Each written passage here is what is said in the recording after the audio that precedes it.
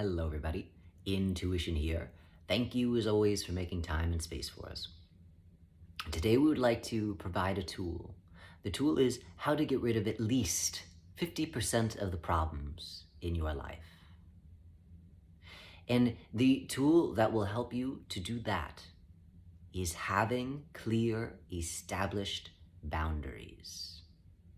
So, how does having clear, established boundaries help to eliminate 50% of the problems in your life? Quite easily. It is because of the lack of boundaries that we have, or the false idea of how boundaries need to look that then become very rigid in my understanding of self and how others need to treat me. It is those two issues that cause so many of the problems that we face socially and circumstantially. And how do we have a clear understanding of our boundaries, how to set them, and what they could look like that allow me to have more fluidity in all areas of my life, then many of these mishaps or misunderstandings or miscommunications or situations that we simply put ourselves in would be negated. So much of the turmoil and issues that we face come from us not having clear established boundaries that then therefore put us in very unsafe situations that we could have easily avoided had we not just had clear boundaries set up for ourselves to keep ourselves safe. Because that is what boundaries are all about. Boundaries are set in place to keep us safe. If you were driving on the highway and you look to your left and you look to your right, you see guardrails there. Those guardrails are boundaries, so that should you get distracted, you don't drive off the road and into the forest and to God knows wherever else you're going to drive into. It allows that if you get distracted, you hit into the guardrail, you bump off of it, and then it will put you back on course. And so emotional, psychological boundaries are there to serve the same purpose. They're there that if you bump into that boundary, should you have them there pre-established, you don't just drive off into a forest, you hit into that guardrail, you hit into that boundary, and you don't go too far from the journey, you don't go too far off course. But when we don't have boundaries in our lives, we're just driving all over the place, forgetting the end destination because we wound up in a forest, in the ocean. And that sure as hell wasn't where we were planning on going. And now we have to figure out how to get out of that and find our way back to the right road to get us to the destination that we were driving on. And that takes a lot more time. It's a big detour that we really don't need to take. And boundaries. So, it's not enough just to say how to clear up 50% of the issues in your life is setting boundaries. Because when we say set boundaries, many people don't know what the hell that means. How do you set a boundary? What is a boundary? How is a boundary rigid or fluid? And so we will give the keys, the outline, the formula on how to set a boundary that will allow you to avoid many of the issues or challenges that you face by having no boundaries. And so, the first step is setting a boundary. And this is honestly the most difficult step for many of us. But the first step in setting a boundary is knowing what you want. You have to know what it is that you want in order to have any kind of boundary at all. So, for instance, let us say we're with our partner and we are tired of our partner leaving their shit all over the house. It's just a mess and you're tired of having to clean it up. And so, you want to set a boundary in which your partner is going to pick up their shit. So the first thing, again, in setting that boundary would be clear on what it is that you want. Well, obviously, I want them to pick up their shit. Yes, Definitely, obviously, for sure. But a little bit deeper than that, I want them to pick up their shit, and I also don't want to have to pick up their stuff if they don't pick it up. I don't want to have to then therefore be responsible for them not respecting or paying attention to them leaving things around the house. So it's not just I want them to pick up their shit. It's that I don't want to have to pick up their shit if they don't pick up their stuff anymore.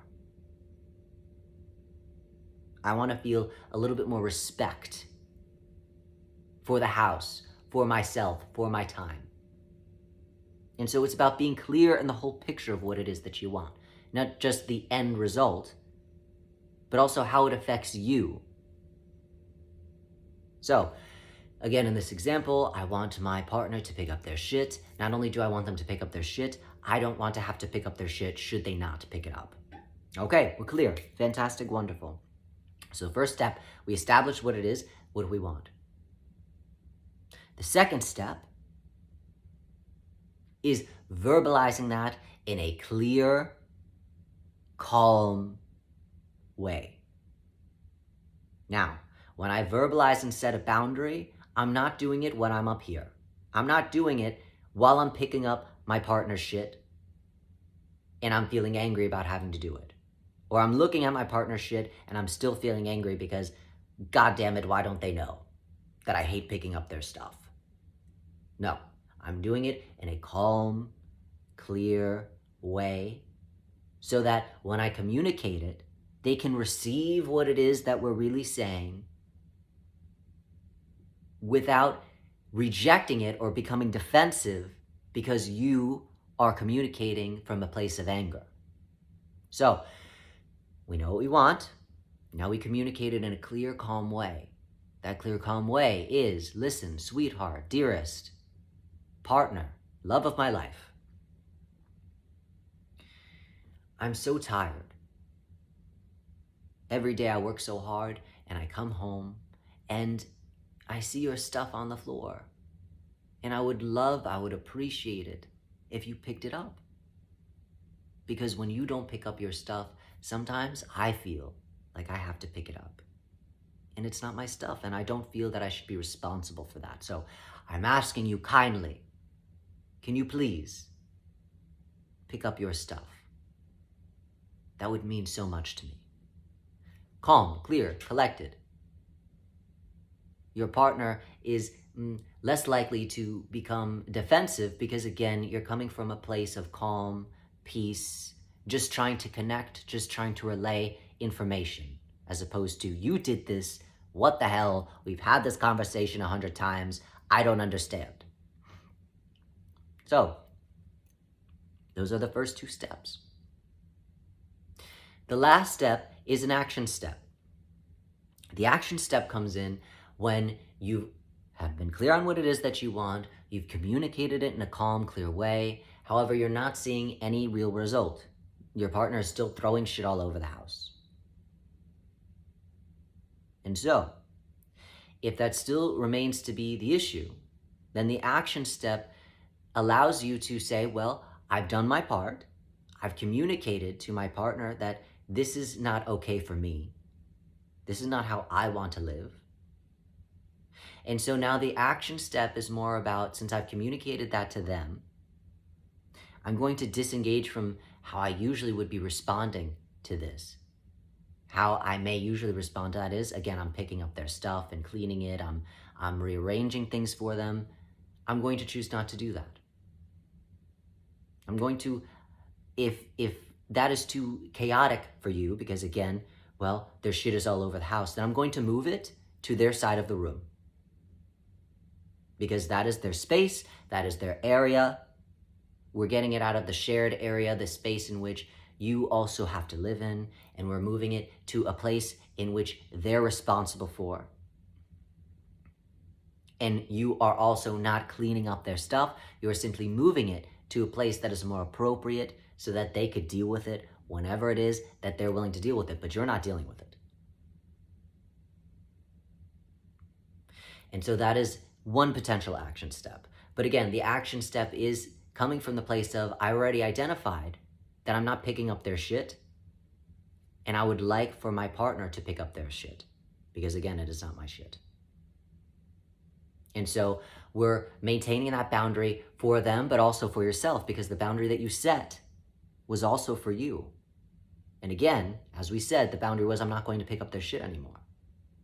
And so we are holding fast to that boundary that you set for yourself as well as for your partner, and maintaining that so that you don't feel such a sense of frustration, anger that then boils into your relationship, boils into your connection with your partner in this example, that then causes more issues. So, the 3 steps in setting boundaries. I'm clear on what I want. I communicate what it is that I want in a clear, calm, collected way. And I have in my back pocket an action step ready should I feel as though my boundary is not being respected. And knowing that it is important for me to respect that boundary and that action step as much as it is for my other to respect that boundary. By not enabling the behavior, by picking up their clothing or whatever it is that mitigates and then therefore makes me feel frustrated. And all that could be avoided by me just simply adhering to the boundary in which I set for both of us. So again, we know we use the example of a partner. However, this relates to all areas and aspects of your life in which you are feeling there is a conflict, or in which you are putting yourself in unsafe situations that then therefore lead you to feel frustrated and angry. And when we say unsafe situations, we do not necessarily mean that a bear is chasing you. Unsafe emotionally, mentally, psychologically, that is just as important as those physical situations in which may feel unsafe to you. So we set boundaries mentally, emotionally, as well as physically, because all those domains are equally important to keep safe. All those domains are equally important to have boundaries set to allow for more ease and to sidestep potential issues that come about by not having boundaries, or by haphazardly setting boundaries because we were not really clear on what it is that we wanted. So, as always, just a little food for thought. Thank you as always for making time and space for us, and we wish you well setting these boundaries and making your life a little easier. Well wishes.